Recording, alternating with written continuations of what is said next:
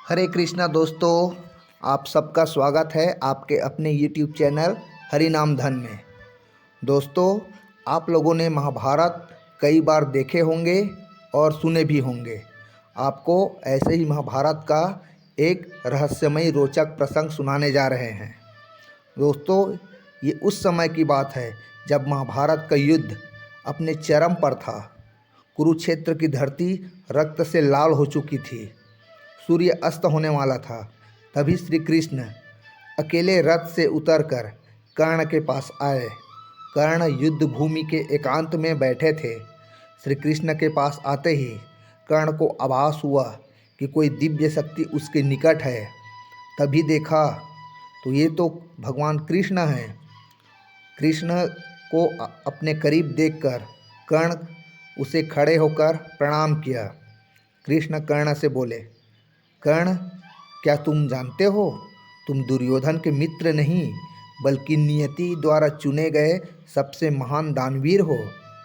कर्ण ने कहा, माधव, मैं सब जानता हूँ, पर धर्म से अधिक वचन मेरे लिए महत्वपूर्ण है। तब श्री कृष्ण ने कर्ण को एक अद्भुत रहस्य बताया। कृष्ण बोले, कर्ण, तुम्हारे पास जो कवच कुंडल थे ना, वो केवल तुम्हारी रक्षा नहीं करते थे, वे तुम्हारे पूर्वजन्म के पुण्य कर्म की ढाल थे। उन्हें दान करके तुमने अपना पूरा पुण्य भी नष्ट कर दिया, और युद्ध में जब तुम गिरोगे तब भी स्वर्ग के द्वार तुरंत नहीं खुलेंगे, क्योंकि तुम्हारा जीवन अधूरा प्रश्न बन चुका है।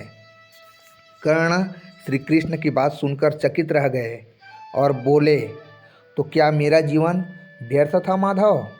श्री कृष्ण मुस्कुराकर बोले, नहीं कर्ण, तुम महाभारत के एक ऐसे योद्धा हो जिसने अधर्म के पक्ष में रहकर भी अधर्म का साथ नहीं दिया, ना ही कोई अधर्म किया।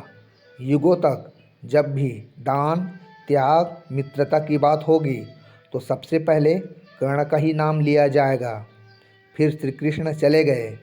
अगले दिन युद्ध भूमि में कर्ण अर्जुन के बाण से वीर गति को प्राप्त हो गया। कर्ण का शरीर भूमि पर पड़ा था। आत्मा अभी देह से अलग नहीं हुई थी। तभी यमदूत प्रकट हुए और कर्ण के समीप आकर रुक गए। यमदूत बोले, हे कर्ण, तुम्हारा लेखा जोखा अधूरा है। कर्ण ने पूछा, मैंने जीवन भर दान किया, फिर भी अधूरा क्यों? तभी धर्मराज प्रकट हुए और कर्ण से बोले, कर्ण, तुमने अन्न, वस्त्र, स्वर्ण, भूमि, अपना दिव्य कवच कुंडल सब तो दान कर दिया, पर किसी को प्रेम और अपनापन दान नहीं किया। तुम्हारे द्वार से कोई खाली हाथ तो नहीं गया, पर तुम्हारे हृदय के द्वार सदैव पीड़ा से बंद रहे। इसलिए कर्ण, तुम अधूरे हो। कर्ण ने आंसुओं के साथ कहा, हे धर्मराज, यदि एक अवसर और मिले तो मैं केवल दान नहीं करूँगा, करुणा भी बांटना चाहूँगा। तभी आकाश से दिव्य प्रकाश उतरा।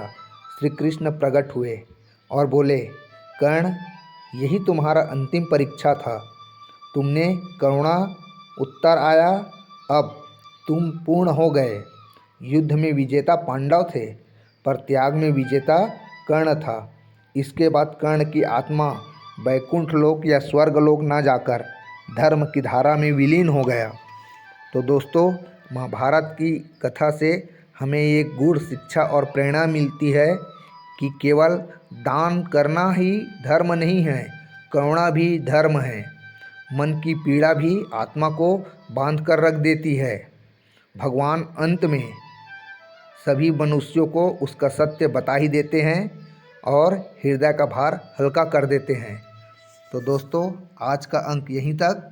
मिलते हैं हरि नाम धन के नए अंक में। अगर हमारा प्रयास अच्छा लगा हो तो चैनल को सब्सक्राइब अवश्य कीजिएगा।